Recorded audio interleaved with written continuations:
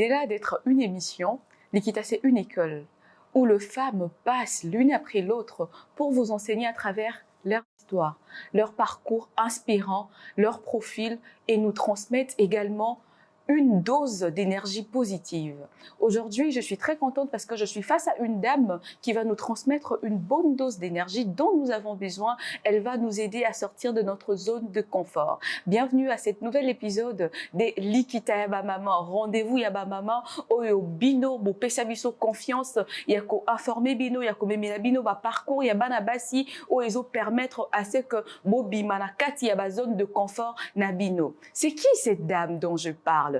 Elle répond au nom de Madame Lydie Omanga. Elle est vice-présidente à la respectée. Elle est également fondatrice de FEDEC, qui est une structure de femmes. C'est avec elle que nous allons passer des excellents moments ici. Restez connectés. Madame Lydie, bonjour. Bonjour. Toujours remplie d'énergie. Ah mais oui, toujours positive. Hein. Ouais, toujours, Donc, toujours. C'est mon credo. Alors, c'est d'ailleurs cette énergie qui nous a emmenés ici. Bah, je sais pas, c'est à vous de me dire. Mais bien sûr, je vous informe. Ah ok, d'accord, ouais. Alors, Madame Lydie, votre parcours est tellement inspirant. Nous avons souvent l'habitude de vous lire, de vous entendre, de vous suivre. Mais aujourd'hui, on a eu le plaisir de nous déplacer jusqu'à votre bureau pour que vous puissiez vous-même, par vos propres mots, bien sûr, nous raconter ou nous relater votre parcours. Merci beaucoup. D'ailleurs, merci pour l'honneur que vous me faites aujourd'hui. Ma modeste personne, Oui. bon, tant mieux, vous la trouvez assez intéressante pour pouvoir en faire état auprès des autres. Oui. Bon, je ne vais pas commencer par une petite danse. Hein, parce que Non, ça va. Non, on pourrait finir par une danse. Oui, bien sûr, ça peut se faire. Mais en tout cas, ce que je peux vous dire par rapport à mon parcours, c'est bon, je pense que j'ai envie de dire qu'il n'y a rien d'exceptionnel dans le sens où on est comme tout le monde. C'est juste après des points de vue, des états d'esprit qu'il faut avoir. Et je pense qu'effectivement là, que nous soyons en train de commencer par rapport à une scolarité, par rapport au fait de grandir, etc., c'est des valeurs qu'on nous enseigne par rapport à l'éducation qu'on a reçue, par rapport à l'instruction aussi qu'on a reçue. Et aujourd'hui, c'est vrai qu'être vice-présidente de l'autorité de régulation de la poste et des télécommunications, de l'ARPTC, c'est un vrai parcours jalonné, je ne vais pas dire forcément d'embûches, mais jalonné de défis. Jalonné de challenge, et c'est ce qui est le plus intéressant. Et effectivement, donc vous me donnez l'opportunité d'en parler. Bon, on aura le temps de développer, mais voilà un petit peu. Oui, bien sûr, mais après, on sait tous que Madame Lydie n'est pas tombée du ciel directement comme ça. Elle est vice-présidente quelque part, non. Mais il y a toute une carrière. Vous avez toute une carrière, et voir une femme debout comme ça, c'est prononcé. Ça a vraiment pas été facile. Elle a eu à rencontrer, ou elle rencontre au quotidien de nombreux défis, mais elle ne s'arrête pas. Comment vous faites? Alors, comment je fais? Je pense que déjà, le fait d'être né dans une famille où on a vraiment des très fortes personnalités. Donc, votre base, c'est la famille d'abord? Oui. Ok. Sincèrement, aujourd'hui, j'allais vous dire, si vous n'êtes pas dans un cadre familial qui vous porte, c'est très difficile de sortir à l'extérieur et de devenir une personne autre que ce que malheureusement la famille a construit ou la famille a détruit. De la même manière que nous portons des choses positives, de la même manière à l'extérieur, nous portons des choses négatives lorsque nous sommes des personnes qui avons été traumatisées ou autres. Donc c'est vrai qu'en ce qui nous concerne, la base familiale est très importante. Nos parents, par exemple, ne nous élevaient pas avec des différences entre les garçons et les filles. Mes frères, enfin j'ai 2 frères, eux, ils devaient aussi aller faire le ménage. C'est ce que ma mère prônait. Et mes frères souvent respectaient. Pourquoi nous, ma mère disait, mais parce que vous devez savoir comment tenir une maison. Mais de la même manière, nous les filles, on ne nous interdisait pas de monter dans les arbres. Parce qu'on se disait, écoute, si l'homme peut monter, la femme également peut le faire. C'est pas par rapport à l'homme, c'est par rapport au fait que ce que tes frères font, tu peux aussi le faire. Donc on nous a pas élevés comme ça, ce qui fait que du coup, ça vous change le monde et la perspective des choses. Même quand vous vous retrouvez dans un environnement à l'extérieur, vous n'allez pas comprendre qu'on vous limite parce que, soi-disant, vous êtes une fille. Donc moi, ça, c'est des choses que je n'ai jamais comprises. Maintenant, c'est vrai qu'au niveau de ma famille aussi, c'était très important de pouvoir avoir une très bonne instruction. Une bonne instruction, aller à l'école, à l'université, etc. Donc récemment, d'ailleurs, j'expliquais que je ne suis pas partisane des diplômes parce que quand on était enfant, moi, c'est quelque chose où j'ai vu mes frères et mes cousins en souffrir. C'est-à-dire qu'on nous mettait toujours dans des niveaux de comparaison. Je vois encore ma mère qui discute avec ses sœurs. Ah oui, mais est-ce qu'elle a réussi? Mais elle a eu combien, etc. Et là, quand vous voyez des frères ou des cousins qui, eux, c'est pas qu'ils n'étaient pas intelligents, c'est que peut-être le système des diplômes n'était pas le leur. Okay. Et voyons ça. Par la suite, oui, je vais tenir peut-être les propos que je tiens aujourd'hui, mais c'est par rapport à un cheminement et un parcours. Aujourd'hui, c'est vrai que moi, j'ai commencé dans le droit. Okay. Donc, je suis licenciée en droit, donc j'ai des diplômes en droit, etc. Et le droit est très formateur. Sincèrement, le droit mène à tout, et c'est vrai. Et du droit, je suis passée à la communication. Ok. Même parfois, je faisais du droit à la communication. Oui, parce qu'en fait, moi, j'étais dans une université, Université Panthéon Paris 2 Assas. Et à Assas, il y avait aussi l'Institut français de presse. Donc, ce qui fait que quand j'étais en train de finir ma licence, eh ben, en même temps, je m'étais inscrite en licence de communication. Donc, je faisais les deux. Mais je faisais la licence de com juste par rapport à un passe-temps, parce que parfois en droit, je trouvais ça un petit peu trop lourd, trop barbant, et surtout j'avais fait du droit pour que mes parents me fichent la paix et qu'ils me laissent faire ce que moi je voulais, et moi ce que je voulais faire c'était dessiner des collections de mode. Ok, d'accord. Donc ça, chez nous, c'était pas possible. Donc vous vous êtes retrouvé dans un secteur que vous n'aviez vraiment pas voulu. Choisi. Ok. Non, mais vous vous êtes quand même installé et imposé. Oui, parce que la façon dont on a été élevé, c'est que quand tu fais quelque chose, tu le fais bien et tu le fais jusqu'au bout. Ok. Mais on ne t'empêche pas d'embrasser plusieurs carrières. Mais ce que tu as commencé, tu le finis. Quitte à ce que tu commences autre chose, mais tu le finis aussi. Ce qui fait que, effectivement, après mon baccalauréat, moi je me suis inscrite à Assas en droit. Mon père avait fait du droit, mon oncle Dizzy avait fait du droit, ma sœur était à Assas aussi, mais en sciences éco. Elle, c'est plutôt les chiffres. Donc il y a un parcours comme ça de juriste. Et bon, ça paraissait une évidence du style, bon, tout le monde a fait du droit, on va me sentir la paix, j'y vais, et puis en attendant, je fais mes dessins et je fais ce que j'ai envie de faire. Ok, ce que vous aimez bien faire. Voilà. Ok. Donc, mais en fait, vous allez faire quelque chose, mais comme vous le faites bien, ça devient intéressant. Exactement. Donc, du coup, je trouve que le droit est intéressant, je trouve que le droit pénal est intéressant, tout ce qui est histoire du droit, tout ce qui est le fait de connaître, de comprendre le pourquoi du comment. Oui. Et par la suite, à un moment donné, pas que je passe, moi j'aime bien apprendre. Et je voyais l'Institut français de presse. Et je me dis, qu'est-ce que c'est? Et un jour, j'ai passé la porte. Et non, il faut avoir bac+3 pour pouvoir rentrer en première année. Bah, j'étais déjà à bac+4, donc j'ai dit, oh bah tiens, je le fais. Mais je ne l'ai pas fait en me disant que, oh, je vais encore avoir un diplôme. Moi, je l'ai fait par curiosité, pour apprendre tout ce qui était journalisme, tout ce qui était communication institutionnelle. Et bah, je rentre là-dedans et j'en sors. Et à partir de là, je commence à faire des stages. Je fais des stages au magazine Elle, je fais des stages au groupe Hachette Philippe Aki. Après, je deviens très vite journaliste pigiste, donc je passe comme ça dans plusieurs rédactions. Et puis, j'observe le marché, je me dis, mais je suis en France, il y a plein de journalistes dans les magazines, dans les journaux français, mais la presse, ce qu'on appelait la presse afro, on était des journalistes, mais pas toujours, tout le monde n'était pas formé, structuré. Et je me disais, ah, il y a peut-être quelque chose là-bas à apporter. Donc, je me suis spécialisée dans ce journalisme-là, qui était plutôt un journalisme en rapport avec les femmes africaines, mais qui vivaient en Europe, la mode, la beauté africaine, la littérature africaine, tout ce qui était vraiment les questionnements des femmes, mais des femmes qui ont eu cette forme d'acculturation et qui vivent à l'étranger. Donc, toutes ces femmes de la diaspora. Donc, du coup, j'ai travaillé pour Amina, Diva, j'ai fait tout le spectrum, je pense, au niveau de ce qu'ils pouvaient avoir.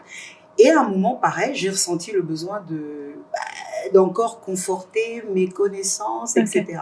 Et je suis retournée à l'école. Et là, je me suis inscrite, j'ai passé un concours et je me suis inscrite à l'Institut français de la mode. Ok.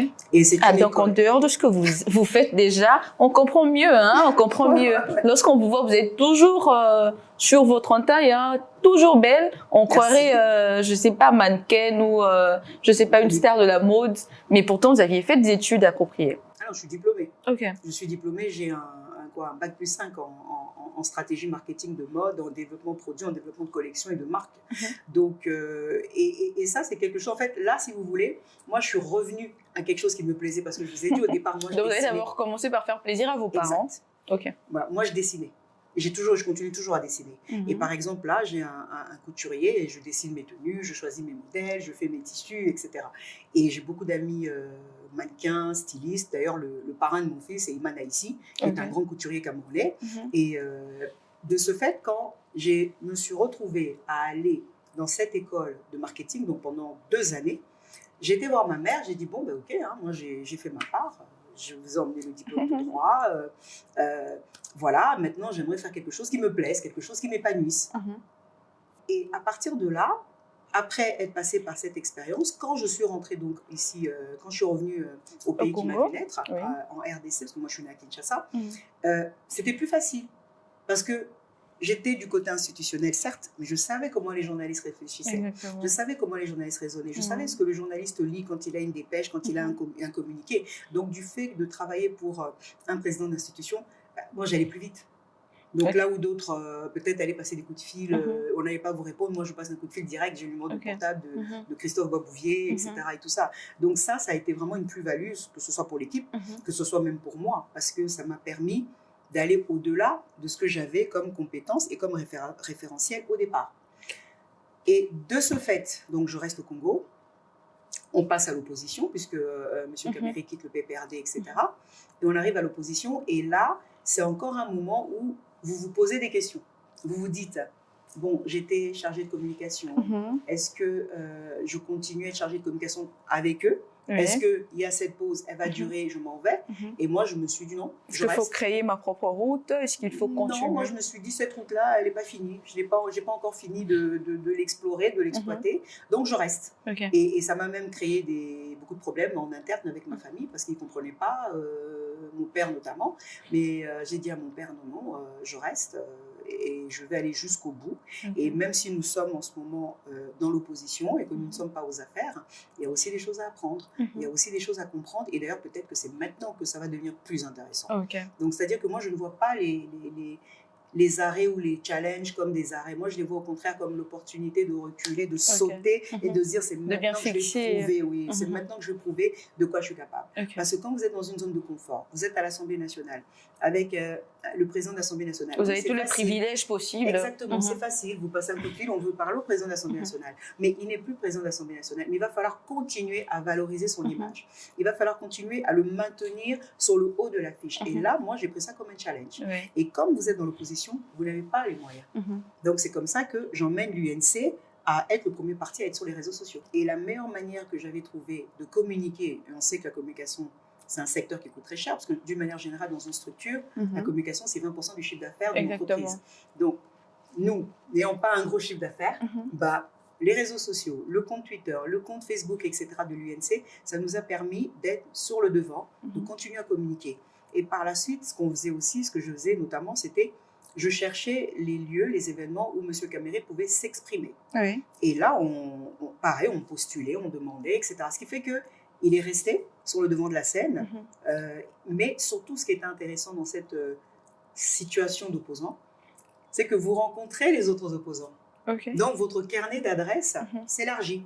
Parce que du fait d'être dans l'opposition, donc moi j'ai travaillé et j'ai rencontré dans le cadre du travail et de ce que je faisais, comme je voyageais beaucoup avec M. Kamere, c'est là que j'ai rencontré M. Félix Tshisekedi. C'est là que j'ai rencontré M. Moïse Katumbi. C'est là que j'ai rencontré M. Fayoulou. C'est là que j'ai rencontré M. Franck Diongo, M. Mouzito. Voilà. Et donc, de ce fait, vous êtes dans un petit secteur où vous n'êtes pas forcément en train de passer sur le devant de la scène, mais du fait de votre milieu, là où vous évoluez, ces grands hommes politiques vous connaissent. C'est pour vous dire qu'en fait, toute cette expérience et tout ce parcours a fait qu'aujourd'hui, je me retrouve enrichie. Donc, du droit à l'ARPTC aujourd'hui, c'est un jalonnement qui fait que la fonction de vice-présidente est une fonction éminemment politique. Donc, quand je vous explique maintenant comment l'opposition se réunissait, comment est-ce qu'on se connaissait tous et on était une famille, c'est comme ça justement que dans ce cadre-là que M. Kamere et M. Tshisekedi décident de s'allier. Et c'est là où on se retrouve à Nairobi. Et moi, je suis toujours là, donc je fais toujours mon travail dans les réunions, les rencontres, etc. Et c'est dans ce cadre-là maintenant que on se connaît, on fait la campagne de 2018 ensemble, et après, on évolue vers la directrice de la communication du chef de l'État, et qui était son choix.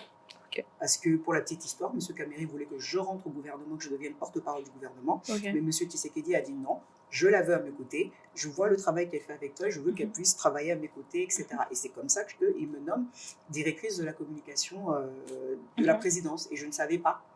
Et on se retrouve dans une réunion au Kenya, à Nairobi. Et le président Uhuru Kenyatta présente son équipe. Et il explique et tout, il dit voilà, ça c'est elle. Et puis le président Tshisekedi maintenant qui dit ben voilà, je vous présente mon équipe, là, et puis il arrive à moi, il dit ben, ma directrice de la communication. Ah, vous étiez là, mais oh, alors, là, déjà non mais je savais plus trop où mettre, j'ai dit ah bon. Et bon, je reste calme, hein, parce que bon, nous sommes comme dans un cadre très officiel. Et quand on sort de là, je prends mon téléphone et j'appelle le directeur de cabinet, parce que M. Kabila est directeur de cabinet. Je l'appelle, je lui dis, oh, vous savez quoi, mais le chef de l'État, il m'a présenté comme sa directrice de la communication. Et il me dit, félicitations. Je dis, oh, vous le saviez? Il me dit, bah oui. Je dis, mais pourquoi vous ne l'avez pas dit? Il me dit, mais non, maintenant tu es devenue une femme d'État. Et à partir du moment où maintenant tu es devenue une femme d'État, ça veut dire que tu ne t'appartiens plus, mais tu appartiens à l'État. Exactement. Donc je ne pouvais pas te le dire pour la simple bonne raison que le président a le droit de changer d'avis. Et si je te l'avais dit, tu allais t'attendre à ça. Et si le président avait changé d'avis, il dit, maintenant on travaille pour l'État, on ne peut pas mettre le président dans des situations compliquées ni conflictuelles. Ok. Et d'ailleurs, je me rappellerai très bien, parce que ce jour-là, il m'a dit, à partir de maintenant, tu n'es plus une militante. Parce que tu rentres dans l'État, tu ne rentres pas dans l'État avec ta couleur politique. Donc il m'a dit, fais-moi honneur, je sais que tu es capable et tu es compétente, tu n'es plus une militante, tu ne peux plus réfléchir comme une militante. Tu appartiens à l'État. Et c'est comme ça que je suis arrivée à la présidence, et de la présidence après. Lorsqu'il y a eu des changements, il a plu au chef de l'État de me nommer vice-présidente de l'ARPTC. Donc c'est comme ça que depuis 5 ans, je suis là. Ah, mais c'est un parcours, hein. Un long parcours. Mais un long parcours. Mais est-ce que vous êtes satisfaite vous-même de votre parcours? Non. Pourquoi? Parce que je pense que justement du fait d'être dans un parcours, ça veut dire que nous sommes encore en chemin. Mais au moins vous pouvez s'auto-évaluer. Vous vous dites mais tiens, mais moi Lydie, ok, ça va. Sur 10, je me donne 7 sur 10. Par exemple. Je ne sais pas, parce que je vais vous dire quelque chose, peut-être ça va choquer les gens, mais c'est pas ça. Quand j'étais plus jeune, je me rappelle très bien, j'avais fait mon premier vrai job d'étudiant. J'avais 18 ans. Et ma mère me dit, c'est bien, tu as travaillé pendant 3 mois, donc tu vas prendre 1 mois de ton salaire et tu vas te faire plaisir, mais un autre mois, tu vas mettre de côté, et il y a 1 mois, tu vas contribuer toi aussi pour participer et payer tes livres. D'accord? Et moi, je me suis retrouvée place de l'Opéra, je rentre chez Lancel, et j'avais acheté des bagages. Et je me suis acheté tout un mois de salaire de bagages, Lancel. Et je rentre à la maison, ma mère me dit, au fait, qu'est-ce que tu as acheté? Est-ce que tu as acheté un sac pour l'école? Est-ce que tu as fait ceci? Je lui dis, non, je suis passée chez Lancel. Elle dit, ok, qu'est-ce que tu as fait? Ah, mais j'ai acheté des bagages. Elle me regarde, elle dit, tu as acheté quoi? Des bagages. Elle dit, mais pourquoi faire? J'ai dit, bah, parce que maman, mais moi demain, je voyagerai dans des jets et je travaillerai avec des chefs d'État, donc il me faut des bagages qui soient à la hauteur. Je ne peux pas aller chez Hermès. C'était un pressentement ou une vision ou c'était une révélation? Je ne sais pas comment le dire. Alors, pourquoi je vous explique ça? Par rapport à ce que vous m'avez demandé par rapport à la notation.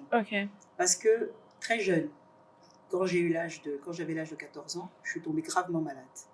Je me suis retrouvée à l'hôpital, l'Institut Gustave Roussy, à être soignée pour quelque chose qu'on ne comprenait pas, mais en fait qui s'est avéré être une forme de leucémie. Donc j'ai eu des chimiothérapies. Pendant 1 année, je n'allais pas à l'école. Et ça a été quelque chose de très lourd pour ma famille. Mes parents, très récemment, m'ont dit on ne savait même pas si tu pouvais avoir des enfants parce que les traitements étaient tellement lourds. Et à cette époque, on craignait pour toi, pour ta vie. Et je me rappelle que je faisais 39 kilos. Tellement que la maladie, etc. Et je voyais des jeunes qui étaient avec moi à l'hôpital, qui étaient là lundi, et demain on te dit non, elle est morte parce que le cancer, etc. Et donc, à l'âge de 14 ans, là où vous êtes en train de vous exprimer, vous êtes en train de grandir, vous êtes en train d'espérer des choses, nous on vous dit que vous allez peut-être mourir. Donc moi, ce passage-là, ça m'a fait grandir très vite. Et je me rappelle très bien que ma mère, elle m'a emmené un livre. Je crois que c'était le professeur Joseph Murphy, je pense, la puissance de ton subconscient. C'est quelque chose qui était très ancré avec la foi, etc. Et ma mère est très croyante, donc on a toujours été élevés dans la foi chrétienne, etc. Et ma mère m'a dit ceci, parce que bon, je veux vraiment aller court, mais elle m'a fait comprendre que tout ce que tu désires dans la vie, tu le confesses, tu le penses, tu le visualises et tu l'obtiendras. Et la maladie, ma mère m'avait dit, la maladie, il ne tient qu'à toi. Elle va partir comme elle est venue, ma chérie. C'est toi qui dois faire un travail sur ton corps. Tu ne veux pas de la maladie, tu chasses. Et donc, Dès l'âge de 14 ans, j'ai commencé à faire des exercices de visualisation, des exercices de ce que je veux, etc. Et tout. Ce qui fait que par la suite, justement, je ferme la parenthèse, j'ai été habituée à visualiser ma vie. J'ai été habituée à me dire, voilà ce que je veux, voilà ce que je veux et voilà ce que j'obtiendrai. Ce que je serai. Voilà, pas par rapport à une arrogance ou à une prétention, mais parce que je considère que si vous n'avez pas de vision sur vous-même, vous ne pouvez pas concrétiser, vous ne pouvez pas rentrer en action. Parce que votre corps, tout ce que vous dites, tout ce que vous faites, ça rentre en action par rapport à quelque chose qui s'est imprégné là-dedans. Exactement. Et c'est inconscient, parce qu'on ne s'en rend pas toujours compte. Et moi, ma mère, du fait de l'éducation qu'elle nous a donnée, moi, m'a permis de le conscientiser. Ce qui fait que régulièrement, même le matin quand je me réveille, je visualise ma journée. Parce que je suis le maître de ce que moi, j'ai décidé. Bien sûr, je crois en Dieu, je lui remets ma journée le matin, mais je dis, Seigneur, ouvre le chemin, mais voilà ce que je veux pour aujourd'hui. Et ça s'aligne exactement tel que vous l'aviez souhaité. En tout cas, souvent. Souvent. Donc, ce qui fait que quand j'avais dit ça à 18 ans, bon, ma mère était étonnée parce qu'elle sait quand même comment je suis, mais elle avait plutôt ri parce qu'elle s'est dit, décidément, cette fille a beaucoup d'ambition. Et plus tard, et c'est elle qui me le dira, elle me voit descendre du jet présidentiel avec mon sac en sel. Avec mon sac en sel vert. Et là, elle me dira, j'ai appelé ta tante et j'ai pleuré parce que je lui ai dit, regarde cet enfant. Tu te rappelles quand elle disait ça, on se moquait d'elle. Et là, elle descend avec son sac. J'aimerais bien aller à partir du moment où vous êtes arrivé à Kinshasa, de l'Assemblée nationale, de l'opposition, de la présidence, jusqu'à arriver à l'ARPTC. J'espère que j'ai bien prononcé. Alors, qu'avez-vous porté jusqu'ici, ou encore quelles sont les initiatives que vous aviez déjà mises en place ici au sein de l'ARPTC au service pour améliorer peut-être le service de télécommunication en RDC? Alors, il faut vous expliquer que quand nous sommes arrivés, en tout cas ce collège, au niveau de l'ARPTC, nous étions en juin 2020. C'est vrai qu'en juin 2020, on avait déjà un pied dans le numérique, etc. Le chef de l'État est arrivé en 2019. On a mis en place, comment on appelle ça, le IDRC, qui a été un petit peu la vision du gouvernement et de la présidence par rapport au numérique. Et aussi, on a développé, je dis on parce que nous, on dépend de la présidence. Donc, on a développé l'Agence du développement du numérique, il y a le PNN qui est sorti. Maintenant, d'une manière vraiment spécifique par rapport à l'ARPTC, il y a eu beaucoup de choses qui ont pu être faites. C'est que ce soit au niveau réglementaire. Ça veut dire tout ce qui est le cadre juridique de ce que vous voyez aujourd'hui, mais nous sommes des régulateurs. Donc, nous ne pouvons pas réguler si nous n'avons pas une loi, un cadre. Donc, il y a la nouvelle loi sur les télécoms. Je pense que le droit que vous aviez eu à faire vous a quand même rattrapé. Ah non, c'est-à-dire que vous voyez comment, en fait, la boucle est vertueuse. Vous faites du droit, vous avez l'impression que, bon, je fais plaisir aux parents, mais en fin de compte, vous vous rendez compte que la régulation, c'est le droit. Exactement. Donc, moi, je ne suis pas du tout perdue. Donc, nous devons aujourd'hui harmoniser le cadre réglementaire. Il y a une loi des télécoms, mais en même temps, depuis 2023, il y a un code du numérique. Donc, il s'avère que ces deux textes apportent beaucoup de bonnes choses, mais il y a aussi beaucoup, pas d'incohérence, mais quand même. Donc aujourd'hui, nous devons harmoniser. Donc ça, c'est un travail qui a commencé à être fait et qui est en cours. Il y a le nouveau ministre des Postes et Télécommunications qui est là et qui est vraiment, qui a à cœur de pouvoir justement harmoniser, parce que si vous arrivez avec une règle du jeu qui est biaisée, les joueurs ne vont pas pouvoir, en fait, si vous voulez, faire du bon jeu. Ce que je veux dire par là, c'est que nous, c'est notre arme, le cadre réglementaire. Aujourd'hui, vous allez réguler les opérateurs de télécom, vous allez réguler les opérateurs au niveau du secteur postal. Vous ne pouvez pas, si les règles du jeu ne sont pas claires, de manière compréhensible, pour que chacun puisse faire sa part et que nous puissions faire notre travail. Donc ça, c'est la première chose qui est en cours d'harmonisation.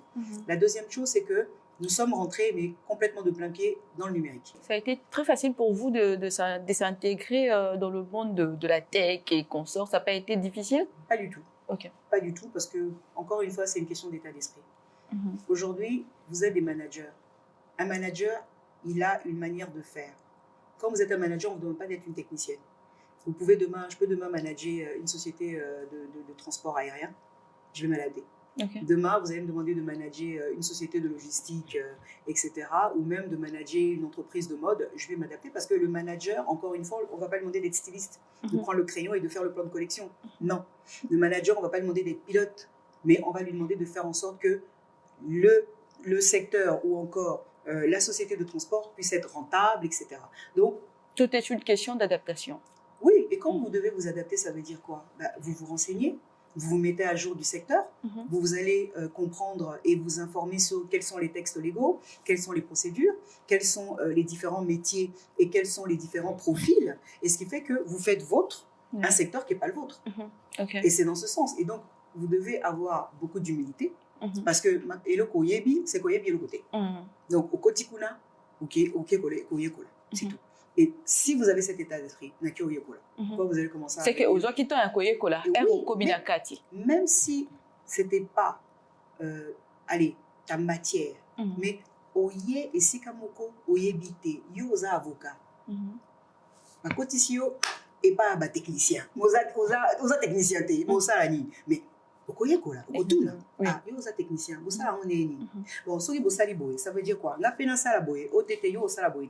C'est ça, c'est cette humilité-là qui fait que vous n'arrivez pas ni avec la honte, ni avec la prétention. Exactement. Parce que vous êtes venu pour servir. Donc, quand vous venez pour servir, vous venez d'abord pour comprendre qu'est-ce qu'on attend de votre service. Donc, c'est-à-dire qu'au niveau de la RPTC, non, je n'ai pas eu de mal, moi, à m'adapter. Déjà, en plus, comme vous venez de le dire, le droit, c'est un petit peu ma matière de prédilection. Donc, je n'ai pas eu de problème. Maintenant, par rapport à ce qu'on fait, donc il y a le cadre réglementaire. Il y a aussi, il y a aussi le numérique maintenant qui est arrivé avec le code du numérique. Et depuis le 17 août 2024, l'ARPTC a aussi le rôle d'être l'autorité de régulation du numérique et l'autorité de protection des données, mais aussi l'autorité nationale de certification électronique. Ça veut dire qu'on nous a rajouté des attributions. Donc aujourd'hui, au niveau de l'ARPTC, nous sommes vraiment en train de complètement faire, pas un switch, mais une complémentarité, que ce soit en interne, au niveau de nos agents, parce qu'il faut les former, et il faut en recruter certainement même d'autres, mais aussi au niveau du travail que le régulateur doit faire. Avant, le régulateur était considéré comme une personne qui est comme un gendarme, quelqu'un qui contrôle, qui tape, qui donne des amendes, vous payez, etc. Non. Aujourd'hui, du fait du numérique, le régulateur devient aussi comme quelqu'un qui sensibilise. Vous sensibilisez la population au numérique. Parce qu'il nous faut de l'inclusion numérique. Tout le monde n'a pas accès à un smartphone. Et quand on regarde aujourd'hui le paysage des télécoms, 75% quand même, c'est encore de la 2G. Donc, c'est pour vous dire que tout le monde n'est pas sur la 4G. Donc, ça veut dire qu'aujourd'hui, nous devons faire en sorte que tout le monde aille vers la 3, la 4G, parce qu'il y a la 5G déjà qui est là. Et donc, c'est déjà un travail. Donc, ça veut dire qu'on sensibilise, ça veut dire qu'on explique qu'est-ce que c'est que le numérique, quels sont les avantages du numérique. Mais les avantages du numérique, ce n'est pas seulement auprès de vous en tant que consommateur, c'est aussi qu'est-ce qui se passe au niveau des administrations. De plus en plus, on va se retrouver avec une administration qui est complètement dématérialisée. Qu'en est-il des portails, du e-gov? L'ARPTC a un rôle à jouer parce qu'en tant qu'autorité de protection de la donnée, nous devons en amont réfléchir sur la manière dont aujourd'hui les données vont être récoltées. Les données vont être récoltées concrètement. Allez, je vais vous donner un exemple. Quand vous ouvrez un compte sur Facebook, vous remplissez le formulaire, vous mettez vos noms, prénoms, adresses, etc. Donc ce sont des données.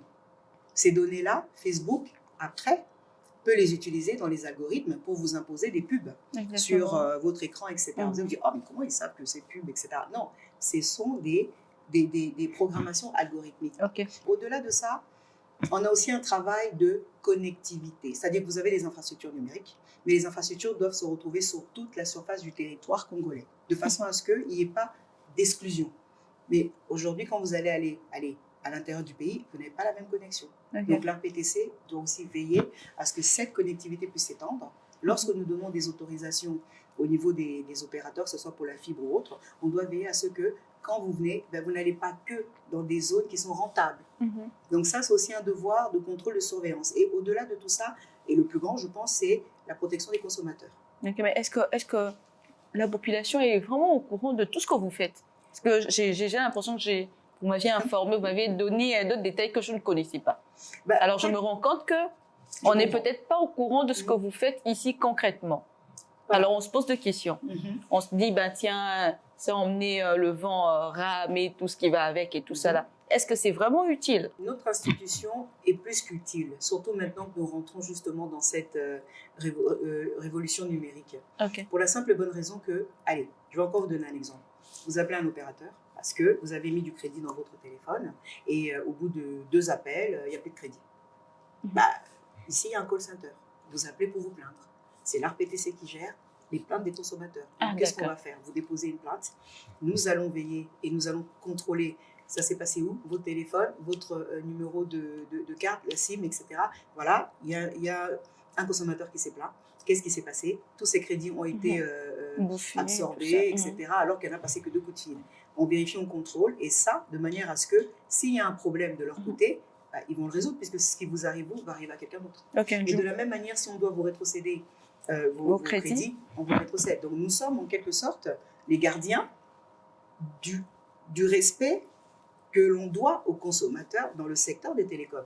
De la même manière, les tarifs, la qualité de service, ce qui se passe en ce moment, on appelle, l'appel n'aboutit pas, on se connecte, mais on n'arrive pas à ouvrir tel site. Ça aussi, c'est le devoir de l'ARPTC de contrôler cette qualité de service. C'est le devoir de l'ARPTC de faire en sorte que les prix des consommations, les prix des connexions soient des prix qui puissent aussi correspondre à ce que le Congolais peut payer. Bon, du moment où ce que vous faites, c'est avantageux pour la population. Oui, c'est avantageux pour la population parce que l'ARPTC, en fait, nous sommes comme dans un carrefour. Et la personne qui est au milieu de ce carrefour, elle doit gérer la circulation pour les consommateurs, pour l'État et pour les opérateurs. Mais en maintenant toujours un équilibre pour qu'aucune des parties ne se trouve lésée. Que l'État puisse se retrouver à recevoir les taxes qu'il doit recevoir, parce que quand l'État reçoit des taxes, c'est ce qui permet d'entretenir non seulement le réseau, mais aussi de pouvoir travailler à développer d'autres services pour les consommateurs et la population. Et le consommateur, s'il se retrouve lésé, ben, il ne va plus consommer. Donc, si le consommateur ne consomme plus, l'argent ne rentre pas dans les caisses et les opérateurs, de toute façon, ont des services qui ne servent à rien. Donc, c'est un petit peu notre rôle. Et c'est en ce sens que, pour revenir à ce que vous dites, non, l'ARPTC est un élément moteur majeur. Aujourd'hui, il y a des ARPTC partout. En France, vous avez l'ARCEP. Au Congo, vous avez l'ARPCE. Donc, on est de la même manière qu'une cour constitutionnelle ou un conseil d'État, etc. On a aussi notre rôle à jouer, c'est ce qu'on fait. Non, mais c'est très bien du moment où c'est bénéfique pour la population, quand bien même que nous, Congolais, on est toujours là à bouder, toujours comprendre tout ça là. On est toujours dans des débats et tout ça là. Mais du moment où c'était aussi important pour nous de venir vers vous pour avoir ces éclairages qui seront exactement bénéfiques pour ceux qui vont nous suivre, pour nos téléspectateurs. Alors, si je peux me permettre. Oui, allez-y. Au sein même de l'ARPTC, justement, on a intégré un service communication. Qu'il n'y avait pas avant. Parce qu'on s'est bien rendu compte qu'il y avait un problème et une dichotomie entre ce que nous étions en train de faire en interne et la perception que les gens avaient de notre travail. Donc ce service communication a été mis en place de manière à ce que ce soit en interne, parce que les premières personnes qui doivent être informées de ce que nous faisons, ce sont nos agents. Mais aussi en externe, il y a un service maintenant qui va jouer un petit peu ce rôle de pivot. Et je pense que de plus en plus, vous allez entendre parler de l'ARPTC dans le sens de qui nous sommes, qu'est-ce que nous faisons, et nous ne sommes pas que le gendarme avec le bâton. Exactement. En tout cas, nous espérons avoir plus de détails, que ce soit sur vos plateformes ou qu'on sort. En tout cas, et que vous allez bien pour la population, exactement. Ça la canini, apporte la canine, quand même utilité na bino, parce que image et ça et que crédit na biso, place mon et raté. Vous voyez tout ça là. Non, pas raté. Tout ça na biso, et c'est vrai qu'à un moment donné, peut-être il faut peut-être que bisopé tozwa temps pour nous expliquer. Exactement, c'est ça en fait le vrai problème. Pourquoi tozo zwango? Parce que toko sala boye. Et ça bénéfique pour la bino boye. Avantage boye. Exactement. Là, je suis tout à fait d'accord. Et d'ailleurs, c'est pas tombé dans l'oreille d'une sourde. Merci beaucoup, Madame Lydie. Mais vous êtes également fondatrice d'une structure qui encadre le femmes. Vous savez, aujourd'hui, il y a beaucoup d'associations. L'association Yabasi et Bimi tellement ébélé. Tozo et Baté Missou, c'est Bimi parce qu'il y avait besoin quelque part et qu'il fallait au côté cette association pour que bon Bima pour que on est dans ces secteurs-là des femmes. On sait comment ça se passe. On voit comment les femmes s'y battent avec leur structure et qu'on sort. FEDEC, c'est votre structure, vous êtes la fondatrice. Nous voyons à travers les réseaux sociaux. Moi, personnellement, je vous suis. Je suis ce que vous faites, vos initiatives et consorts. En fait, je me suis donné une discipline, ce que la femme fait, peu importe le secteur. Je suis là, raison pour laquelle je suis venue vers vous. Mais vous faites quoi concrètement? Quelle est la particularité de FEDEC? Alors, merci d'intégrer ça dans vos questions. Alors, l'association Femmes d'Exception du Congo, donc FDEC en sigle ou FEDEC, comme souvent les gens le disent, c'est une association qui réunit des femmes, mais aussi des hommes, au parcours inspirant. Ah, d'accord. Parce que le rôle de notre association, c'est d'être des modèles pour inspirer les générations futures. OK. Donc, c'est-à-dire que nous nous sommes réunis. À la base, c'était une rencontre que j'avais mise en place pour le chef de l'État. Okay. Quand j'étais directrice de la communication, pendant la campagne, le président, dans son discours de campagne, était vraiment en train d'expliquer que les filles devaient aller à l'école, que les mariages des mineurs devaient être interdits, etc., en même temps que la gratuité de l'enseignement. Et aussi que les femmes devaient être valorisées à des fonctions de responsabilité. Et donc, lorsque nous avons eu le pouvoir en janvier 2019, donc la première activité du mois de mars, j'avais dit au chef de l'État, écoutez, on ne va pas faire une activité comme on faisait à l'époque, on va mettre des pagnes. J'ai dit non. Il faut que nous puissions faire une activité constructive. J'aimerais que vous puissiez comprendre, maintenant que vous êtes arrivé au pouvoir, qu'est-ce que les femmes de la RDC attendent de vous. Okay. Maintenant, je ne suis qu'une partie moins infime des femmes de la RDC et certainement pas représentative, mais je pense que ça serait bien d'avoir une représentation de femmes autour de cette table et qu'elles vous parlent. Okay. Et donc, à partir de là, on a mis une représentante des femmes qui travaillent dans les champs, dans le sens des femmes paysannes, pas dans le sens péjoratif, mais celles qui sont des agricultrices, qui travaillent la terre, etc. On a mis des femmes des médias, on a mis des femmes dans le droit, des femmes juristes, des femmes dans les ONG, des femmes médecins, des femmes techniciennes, etc. Donc l'idée, c'était d'avoir, on ne peut pas non plus avoir non plus tout le monde, mais il y a eu quand même... de mémoire, une quarantaine de femmes autour du chef de l'État pour le 8 mars 2019. Okay. Et là, elles se sont exprimées. Elles ont échangé avec lui pendant plus de 2 heures sur ce qu'elles faisaient, etc. Mais alors, ce que j'avais fait, c'est que je n'ai pas mis des femmes lambda. Okay. J'ai pris des femmes qui ne sont pas censées se plaindre. Parce qu'aux yeux des gens, elles ont réussi. Parce que je me suis dit, si le président entend d'une femme qui n'a pas les moyens, qui ne fait pas ceci, ça va paraître d'une évidence lamentable. Parce que, bah oui, c'est évident, elle n'a pas, donc c'est normal qu'elle se plaigne.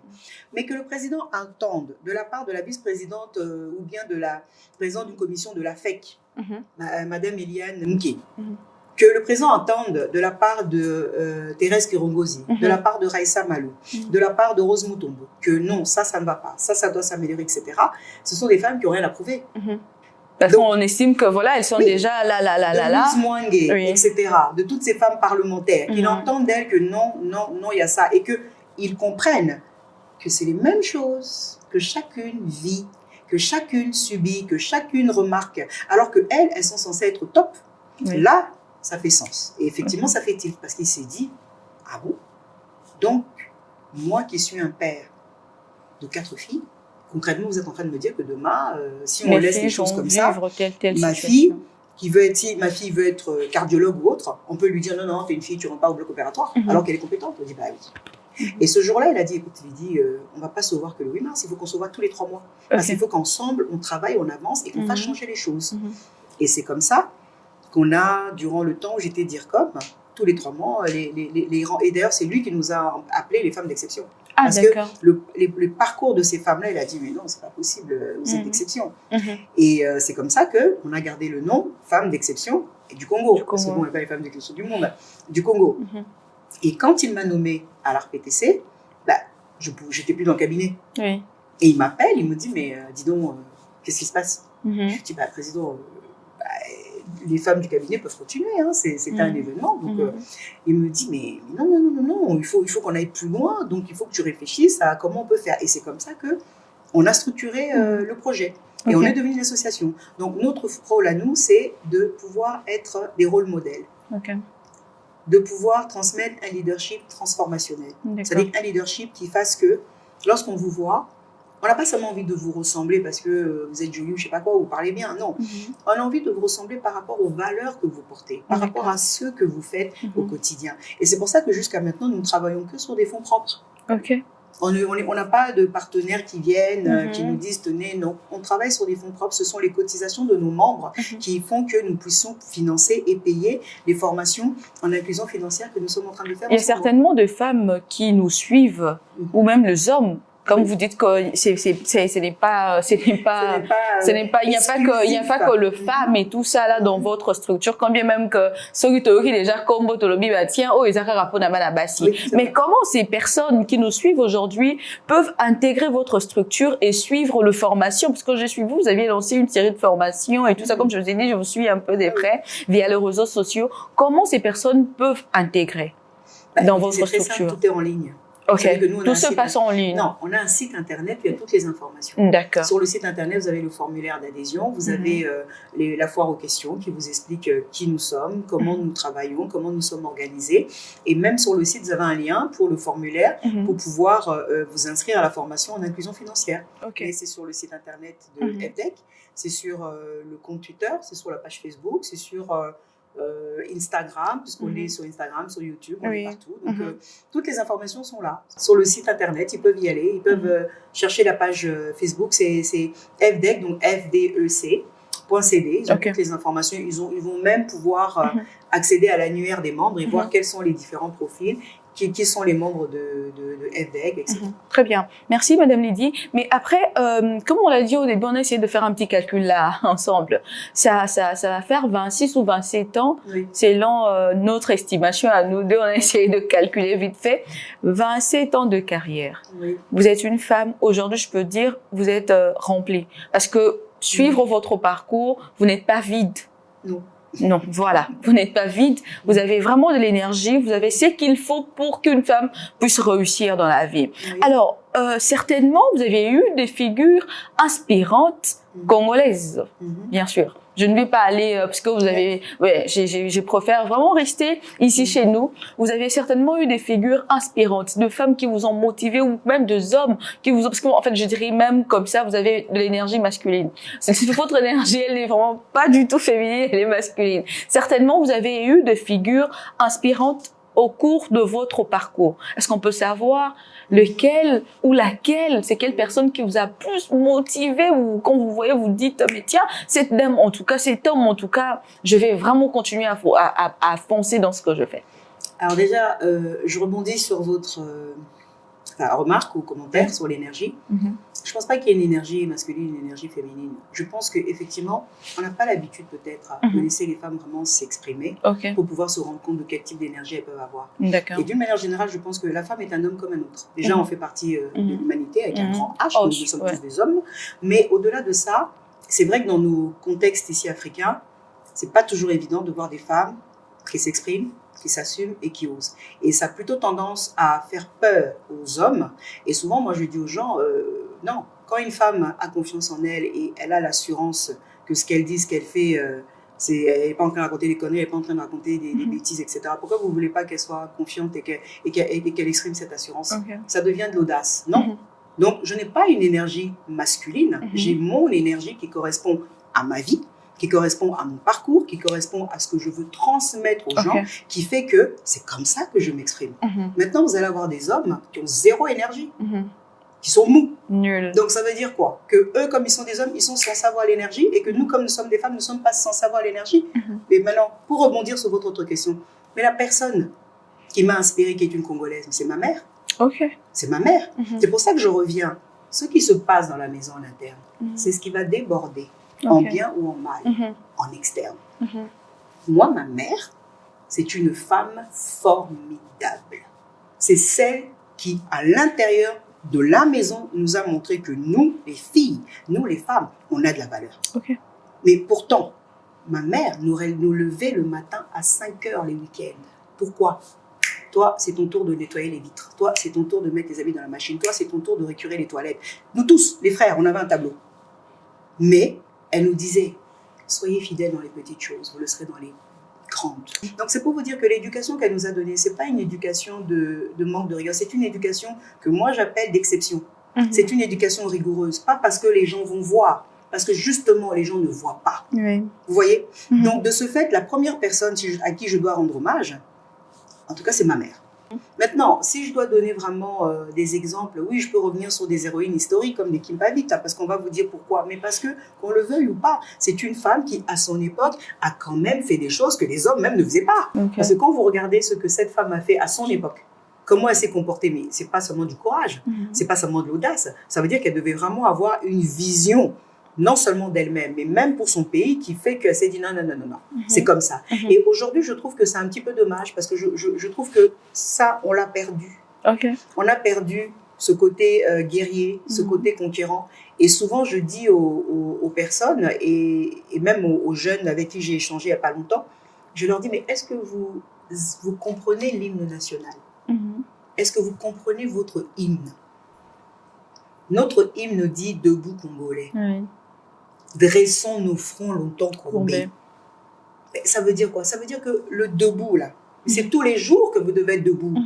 Parce que c'est tous les jours que vous êtes Congolais.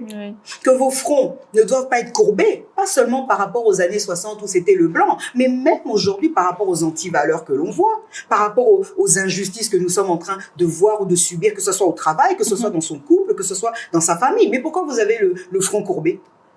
Pourquoi vous trouvez normal ce qui se passe et vous n'êtes pas en train de réagir? Non. Donc, par rapport à ça, c'est pas seulement une question de « Oh non, moi je veux pas faire, etc. » Non. Il faut se lever. Le front, là, il est plus courbé, il est debout. Alors, il est debout en quoi?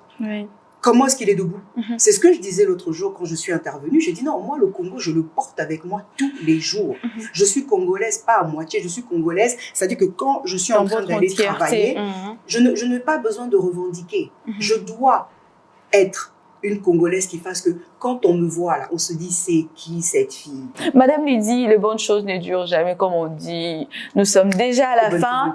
Ouais, merci vraiment pour cette opportunité que vous accordez à mon équipe et moi, et aussi à mes fidèles téléspectateurs des Likita qui sont là branchés en train de. Mais Lelo Koyamba, moi Sinini, c'est quelle figure au Koyamba Lelo? En tout cas, c'était pour moi un honneur de vous recevoir, d'entendre votre parcours avec vos propres mots, parce que ce qu'on lit deux fois, c'est parfois limité, mais là on a eu des détails qu'on n'avait pas. En tout cas, je vous remercie. Mais pour nakoso qui ça, dans un posa au loba moi liloba na ba jeune fille au bazolanda biso au lokola ozaki na maman alpha a motivé yo et aujourd'hui as un modèle pour nayo en dehors de toutes le femmes que vous pouvez citer. Mais il y a des gens qui vous considèrent comme modèle. Peut-être que vous y habitez, mais moi je vous informe parce que lorsque j'ai balancé une affiche où il y avait votre photo, j'ai eu des feedbacks.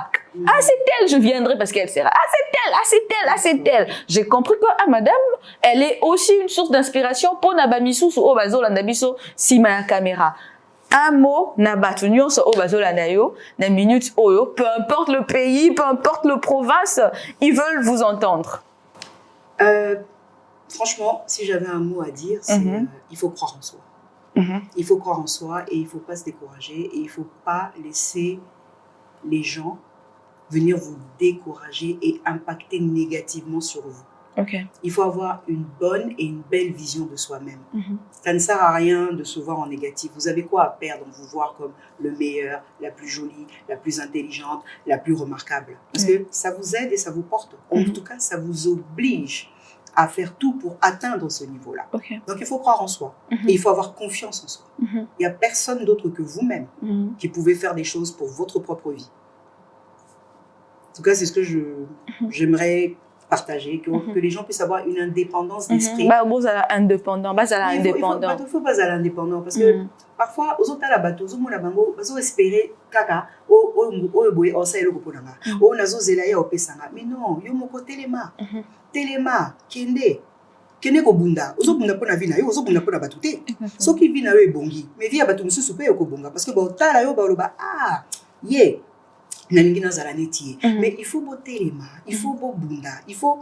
C'est ça en fait, téléma et bunda. Personne ne va le faire pour toi. Exactement.